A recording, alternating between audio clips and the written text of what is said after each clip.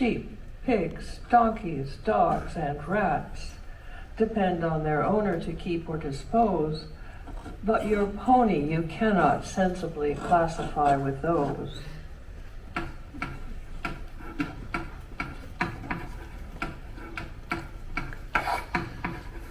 Triple Sonnet of the Plush Pony, Part 2. Another thee, another thee, another thee, a summer's day, another thee, double vantage, another thee, never another thee, a summer's day, double vantage me, never to repay, and will in overplus, making addition thus, your pony is all these to you and more. He can detect the smell of danger and will not take you through a door if there is doom or pain there. So at the end of his life, if you want to sell him for meat, you'll have to change the pronoun with which you greet. You'll have to change the pronoun with which you greet. At dawn is shaggy head. At dawn is shaggy head. At dawn is shaggy head. Triple Sonnet of the Plush Pony, Part 3. A body in the dawn, a body in the cold, a body its breath a plume, a dance a plume, a dance not thou, a thou a thee, thou breath, there stands, breath, plume, how cold is, a dawn is, how still stands thy breath. There stands,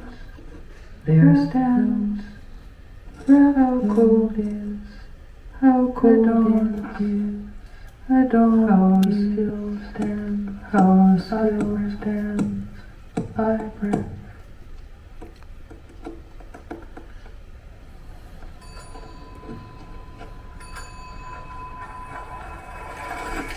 Sonnet Isolate. Epigraph. I force myself to contradict myself in order to avoid conforming to my own taste. Marcel Duchamp. A sonnet is a rectangle upon the page. Your eye enjoys it in a ratio of 8 to 5. Let's say you are an urgent man in an urgent language, construing the millions of shadows that keep you alive. If only it were water, or innocent, or a hawk from a handsaw. If only you were Adonis or Marcel Duchamp. If only you were Adonis or Marcel Duchamp. Settling into your half hour of sex or chess. Not this raw block cut out of the fog of meaning, still damp. But no, you are alone. Whatever idea here rises from its knees to turn and face you quicker than a kiss or a hyphen, or the very first moment you felt the breeze of being a creature who will die one day, not this, will ask of you most of your cunning and a deep blue release like a sigh, while using only 2 pronouns, I and not I.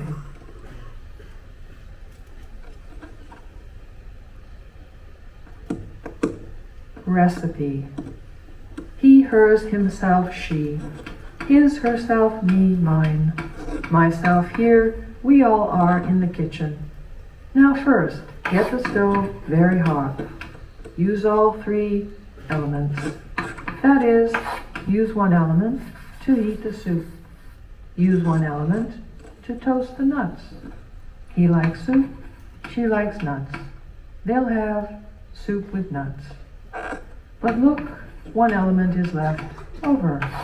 While they sup, one might use it to burn the pronoun off one's lips.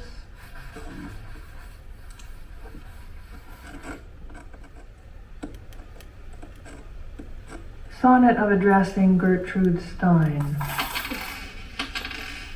Here is a pronoun to address Gertrude Stein with, a dog you've never had before has died.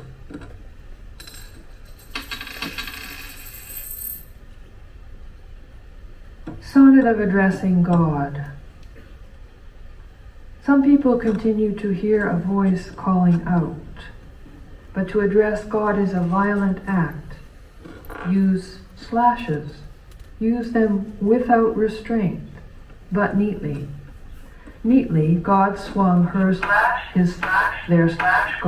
legs over the side of the girder, holding herself, himself, themself, God's self by the fingertips. He she they God lowered both legs till there's God's body hung free. One screamed from below. God let go and dropped.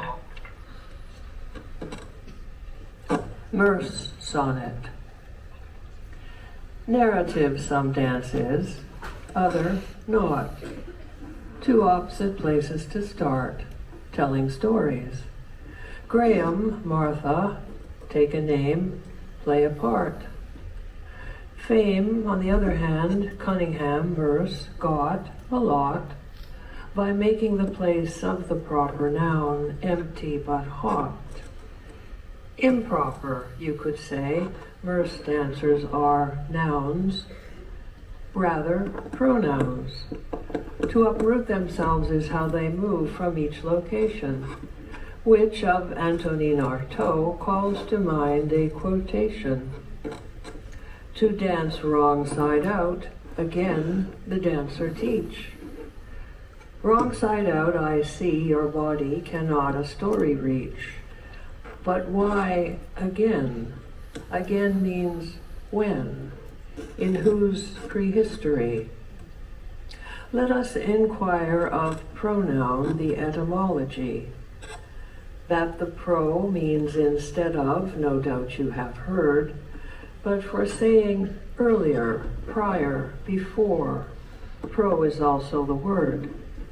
Perhaps in this way came to us dancing, very early, starry, stumbling, chancing.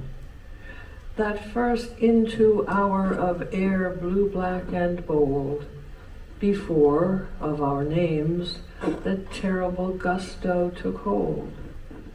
An example, late afternoon 1941, of Graham, Martha, the technique class is almost done.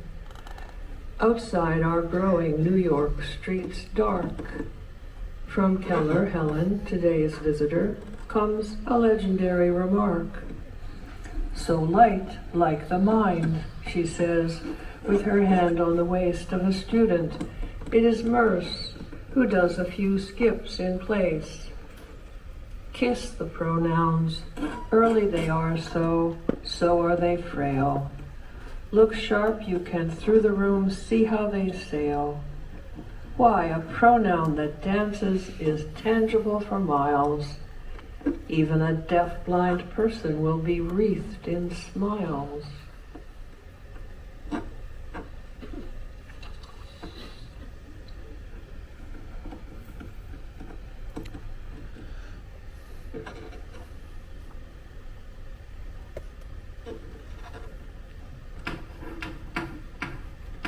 The three dancers were Andrew Weber,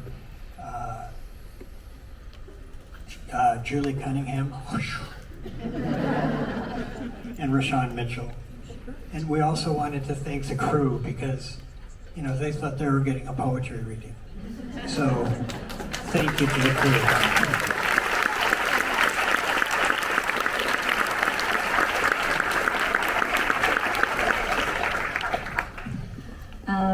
Well, we're going to have a little conversation among us, and then we'll give the opportunity for 5 questions from the audience. 5. So have those prepared if you want to be one of the 5 who gets a chance to ask a question. And I have to say, there are books on sale, but unfortunately we will not be doing a signing this evening.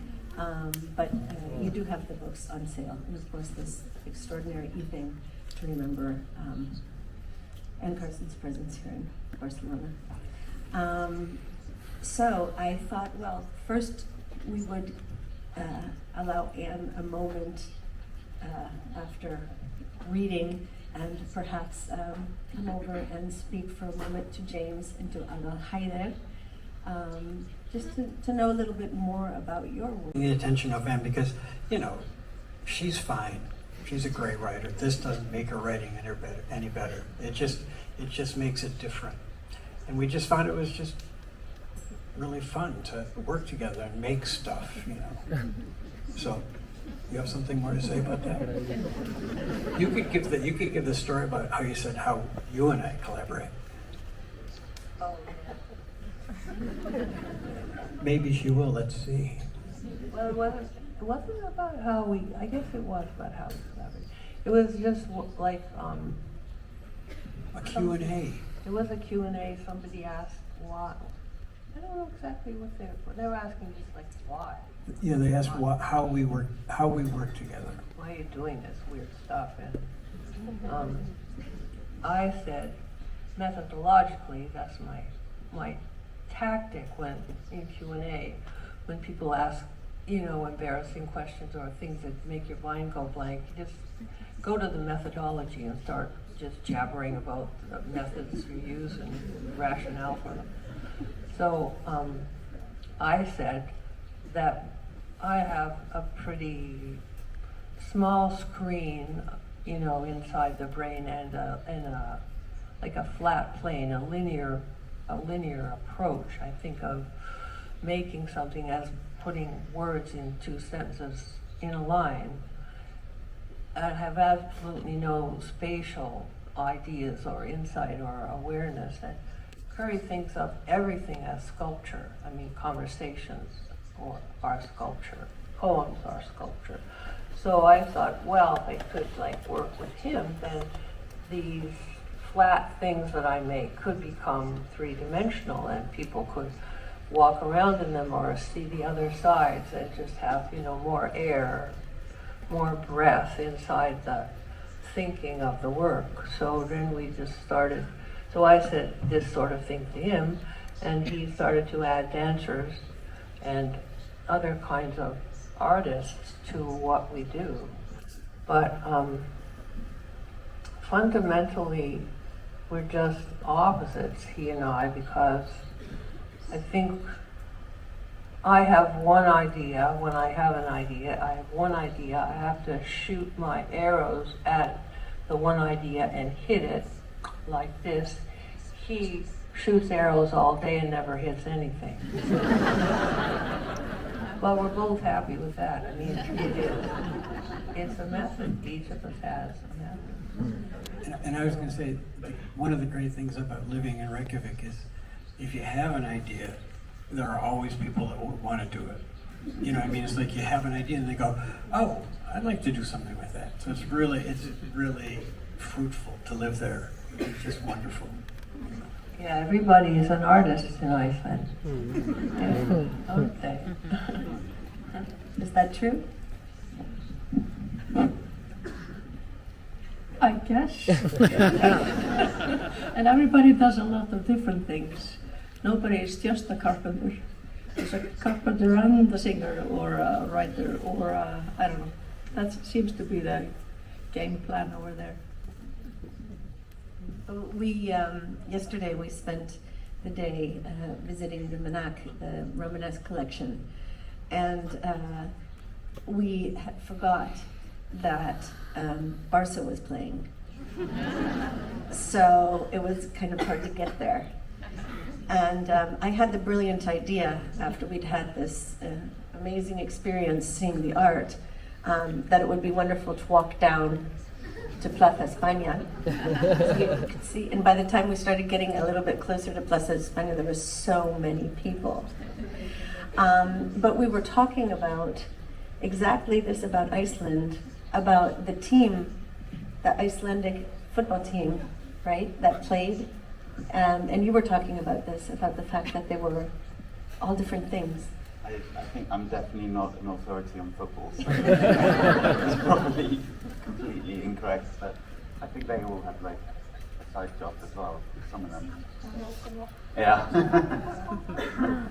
But I think that's right. I think some of them were like X-ray doctors. Here we don't lose anything, we just add stuff, I think. So it's not really equivalent to me at all. I think that's true. I wouldn't call it a translation though. I do think of the function of like a performer like me in a context like this to make the minds of other people move in a way they haven't done before and end up in a place they haven't been before. That's a gift, I think. And that to me is what thinking amounts to. It's not really much to do with translation for me. It's just thinking is moving the mind, having the mind be in a place that it wasn't in before means you have thought something. Mm-hmm. And that's really terrific. Because sometimes you talk about like a lecture as something more static, you know? And then the poetry is more movement. Well, lectures can be static, but why should they be? I mean, that is my project, to make something like a lecture be not static. Mm-hmm. So that you, perceiving the lecture, or reasoning along with the lecture, find yourself moving mentally from here to there. Mm-hmm. I think that's my purpose. Mm-hmm. Excellent. Okay, so shall we begin with the questions? Who? Nothing to do with boxes, but you know, it's the same sound, and maybe that's a direction to go with translating. Thank you. Sorry, I'll ponder on that though.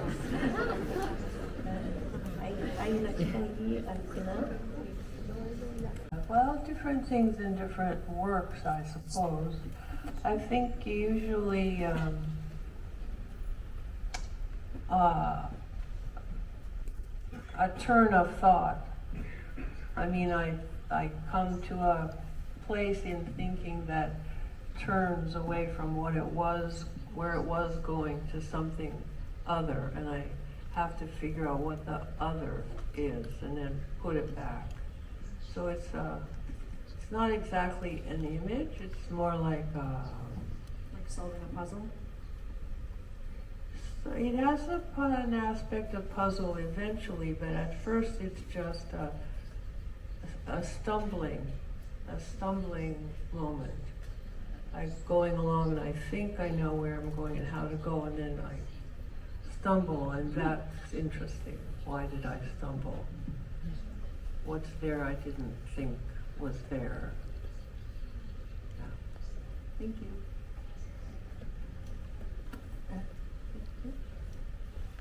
First of all, thank you very much for today, and thank you very much for all of your work. I would like to ask you, what does wrongness mean for you? What does it mean to be wrong in your poetry? To be Wrong. Oh, wrong. Oh, it means everything because I'm Canadian. And when when I first moved to the U.S. and stuff, people would always ask me, so what's the difference between Americans and Canadians? And I always said, well, you know, Americans are whatever they are, massively aggressive and all the rest, but Canadians are polite but wrong. Always. And I still think that's true.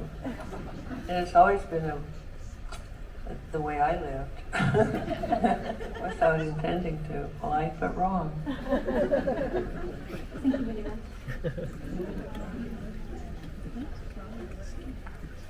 Is that it? To hear if you have an instance that you can remember where something is like found in translation. I'm thinking of the first question. Has a translator ever asked you something about your work that actually made you reconsider your intentions or like interrogate why you wrote what you wrote?